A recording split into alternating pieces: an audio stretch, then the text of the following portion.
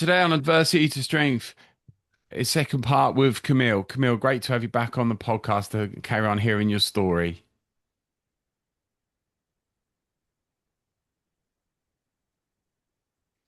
How you been, Camille?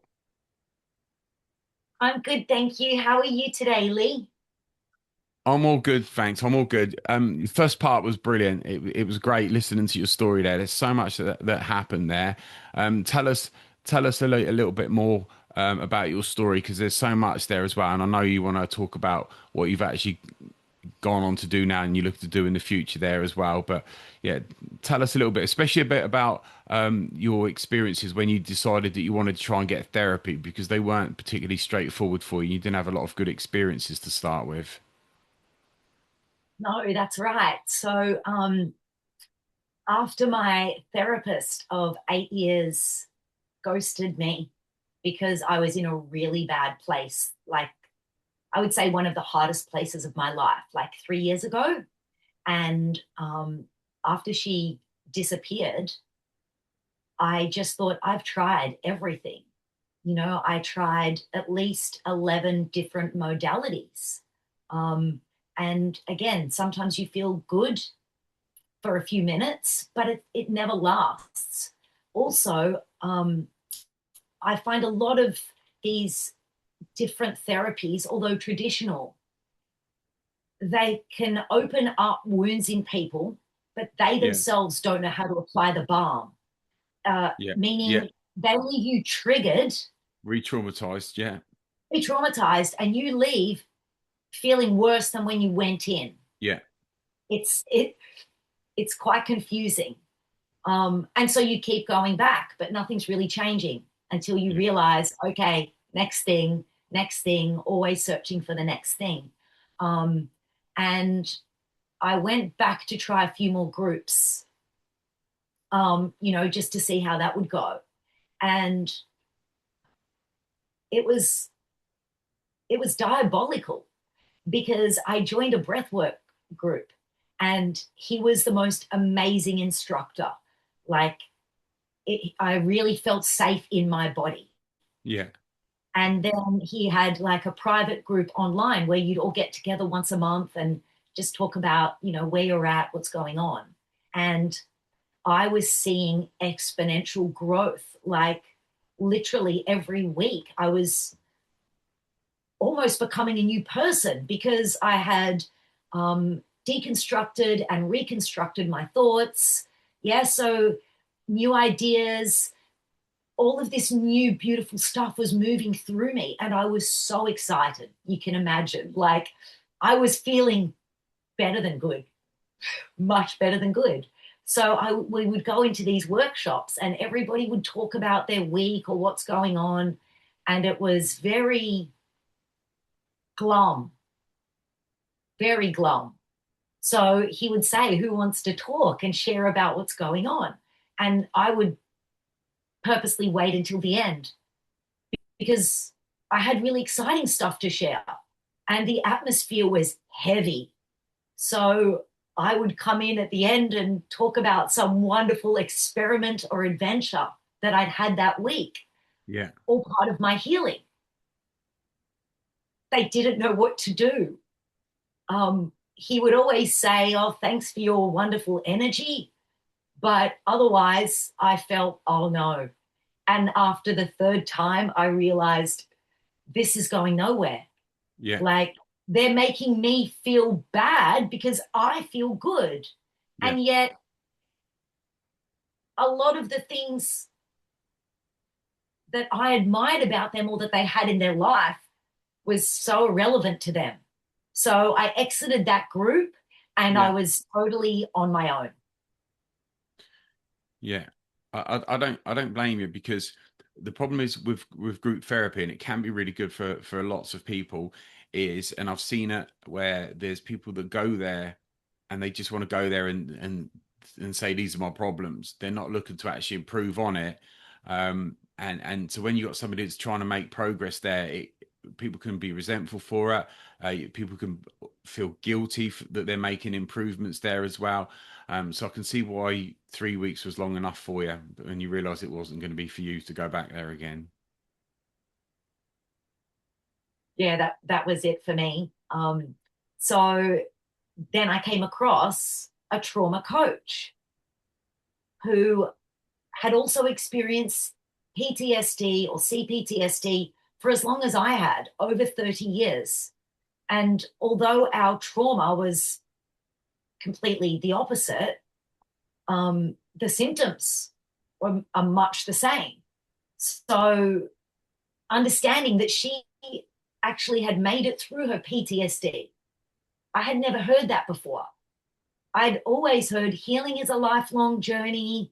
And that used to make me really, really angry Yeah. because why bother? Why bother doing anything? If it's going to take the rest of my life, I'm not interested. Like, why should we suffer for the rest of our lives? Yeah. So I reached out to this woman and started working with her a little bit later, and she changed my life. She changed my life. You see, I was seeking the answers from everybody else. Yeah. But what I needed was somebody that had the questions Yeah. because I had every answer that I needed inside of Of me. course. Yeah. Yeah. Sometimes you just got to have that. Well, you've got to have that right therapist. You've got to have the right type of therapy.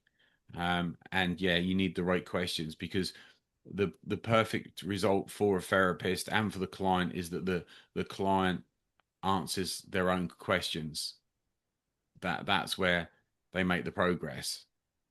So if you've got the therapist that's actually aren't asking you questions and you can answer them there as well, it's going to be completely different to the previous sort of therapy you've had before. And my last therapist, she was a lovely lady and was well intentioned. She was also a trauma survivor. And yet I didn't realize until the end that I didn't trust her. So I'd actually been seeing a therapist for years that I didn't really trust. How come you didn't trust her? What was going on there?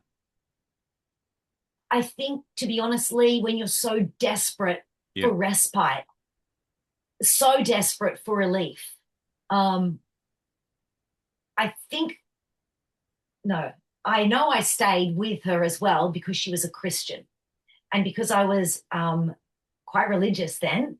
So I was told you cannot go to a therapist that's not a Christian because they will lead you astray. So I went to a Christian counselor through a woman that I met at church. And there were so many things that I wanted to try outside of that. And she would tell me, no, don't do that, or you must be careful with that. It's almost like meditation, not with her specifically, but there are so many rules in church. You can't do this, that's demonic, that's got bad spiritual, entities. So you really feel boxed in, you're really limited. And I was afraid if I stepped out, you know, so in saying that, I wouldn't change it for the world because it led me to where I am today. How much better do you feel today? Because you've put a lot of work in and you've had to overcome, obviously, a lot we know, but also getting the right type of therapy in and the right sort of therapist. Tell us the difference now.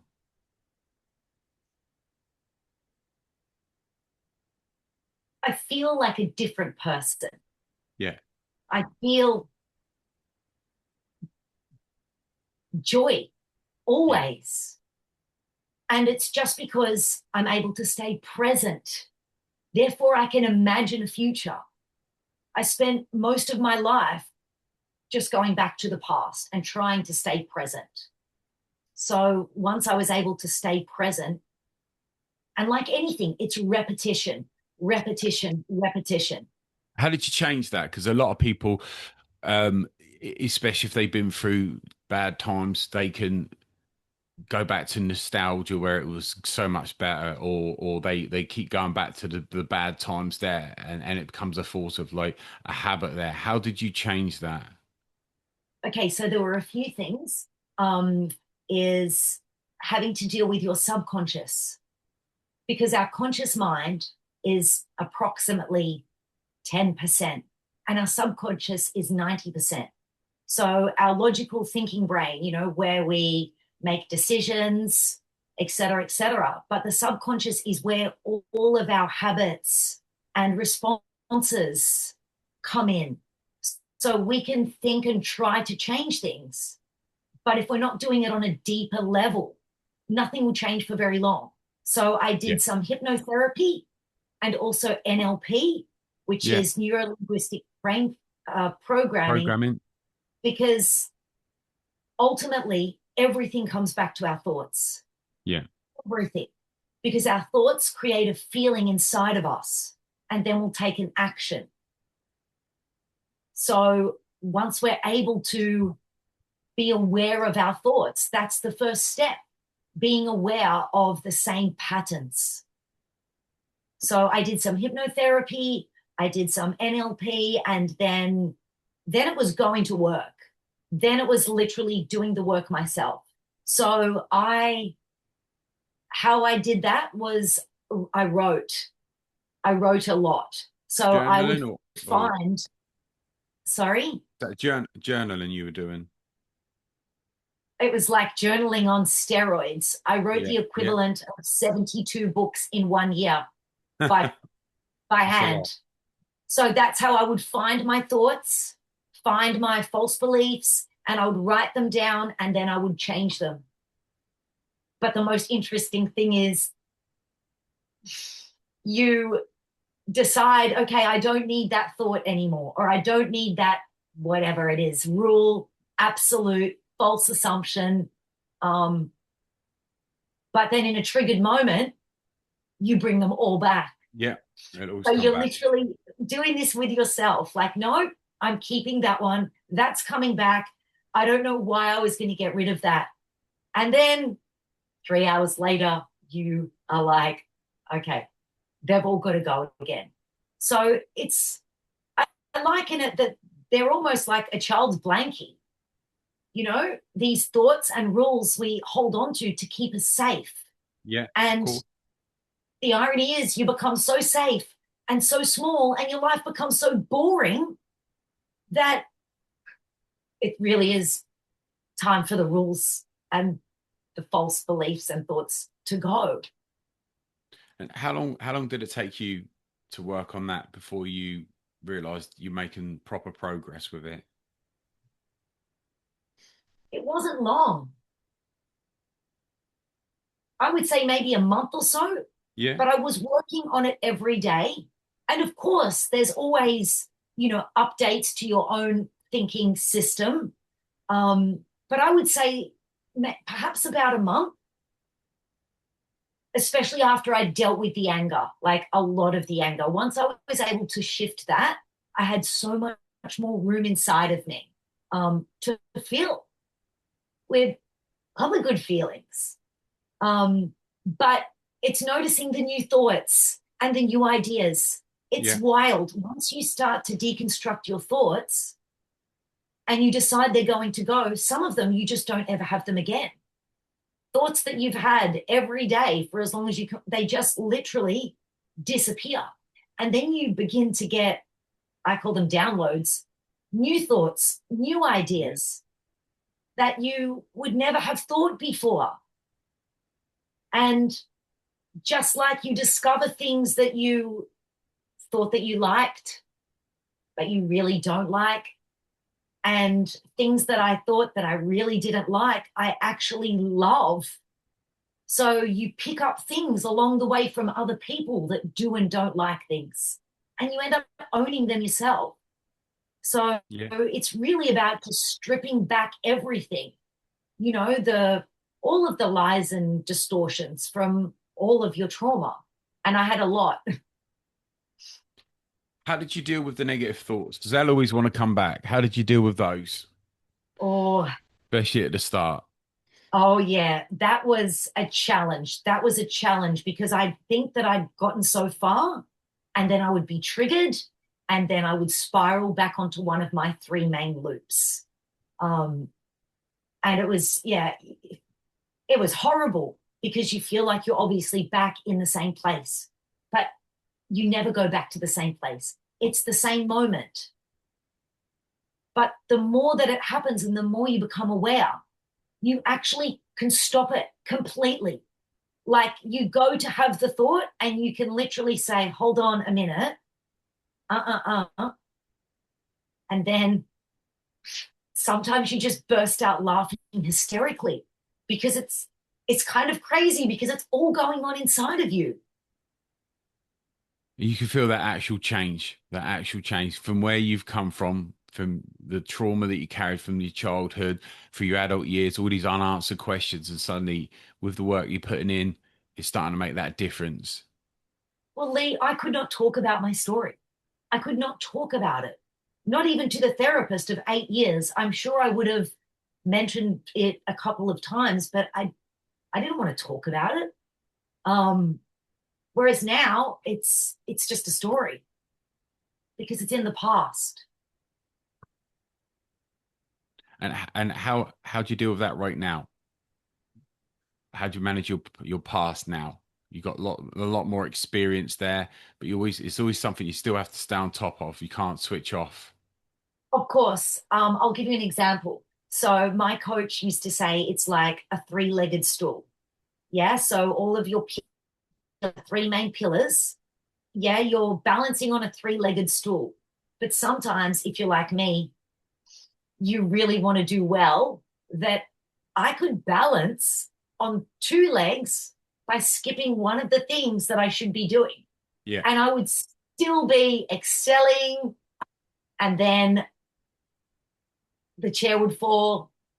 I'd be back on the floor, not literally, but yeah. And I would know exactly why that happened because I let that thing go or I slackened off on that thing for a little while.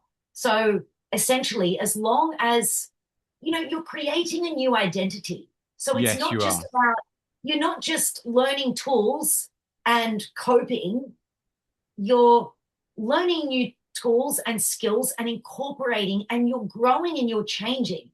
But also, as you update your new identity, which is the most fun, that's the best part about healing is the creating the new identity because you get to choose anything you want. So like it's just wild. It's just amazing. So yeah, as you become a new person, so you do different things. But then you also find yourself outgrowing that person. And Yeah, you're kind of like, where did she go? Who's this new yeah, version? And so now you're doing new things and different things. So it's this constant evolution. yeah. And it's, And, and when you look back at the previous like 30 years, how would you say your evolution is over the last three compared to that? oh, I would say for 36 years, maybe nearly 2 decades in different therapies, Sure. I would say maybe there was 5, 10% change. This, after 1 year, I could see it was pretty much done after 1 year, Lee. But I did Yeah. it full time, as in every minute of every day. I couldn't work. My CPTSD was so severe, I Yeah. could not work. So I decided to walk away from church and therapy and life as I knew it. And I wandered off into the forest and I spent 1 year pretty much in solitude with myself, undoing all of the lies and the distortions of trauma, of learning to feel safe in my body and learning to dream again and to imagine what kind of future that I wanted. And this is the future now. Okay. And how would you describe your present before we come to the future? How would you describe your present right here, right now? How's life for yourself? How's life for Camille right now? Well, I've just recently launched my mission. So I'm now doing the same business that the most amazing woman in my life did for me. So now I'm taking trauma survivors on the journey. And Tell me about that, and also tell me the amazing person, the amazing person, as in which amazing person? the one that helped you with your trauma. Her name is Michelle Rosenthal. Yeah, I know her. Been on the podcast. Absolutely amazing. She is fantastic. And um, unlike therapy, where we can kind of make excuses for ourselves, Yeah, in this journey, there are no excuses because we know it is going to be hard at times. We know it is going to cost. We know it is going to take up energy. But who is the most important person in our life? It's cool. ourselves. Yeah, So sometimes she would call me out. Oh, she would call me out. And my inner child, oh, my inner child was not happy with her. And we would laugh about it because it's a process. And as long as you work the process will work. and what made you decide to work with trauma clients then, and get involved in that after years of your own trauma and having to work so hard to overcome it as best as you can? What made you decide that that's what you wanted to do? Because I knew that it was possible now. Um, I didn't really want to be a therapist. And yet, my therapist on my first session said to me, "You make a really good therapist. Have you ever considered that?" And I was like, "Oh no, I don't want anything to do with trauma." I was still unable to accept my own. Yeah, yeah, But once I'd come through it, look, when I had trauma and I was really struggling, I didn't want to hear the word trauma. I just didn't want anything to do with it. Now I love it. I don't mean I love trauma. I mean I love the beauty that can come out of trauma. yeah. The So result, especially yes, with a lot of people that have suffered trauma, they never see able to see a way out, and they just think that that's all it's going to be. If you don't deal with the trauma, it gets worse over time. So for when people put the work in and have the right type of therapist, right type of therapies, and they can start seeing light at the end of the tunnel, they can actually start feeling the difference. It is life changing a lot of the times, without a doubt. yes, yes. And interestingly, um, I originally launched, and my clients were going to be 30 and up females. Yeah, Um, I chose that because as a woman, I can totally understand another woman. And I wasn't sure if working with men, if I would be the best choice, because I just felt that maybe a man would be better for a man. But I've spoken to some amazing men that also work in this industry, yeah, and they've proven me otherwise. yeah. So, yeah, so I've It, expanded my it client depends.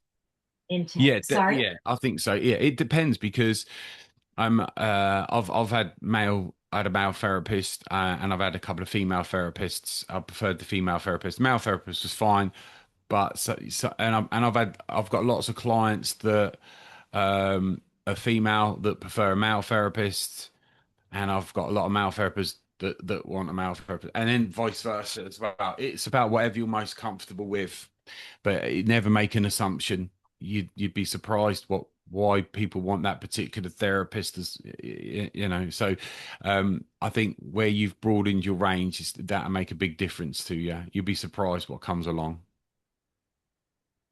Well, I had more inquiries from men when I was advertising for women. And my first client was a 9-year-old girl.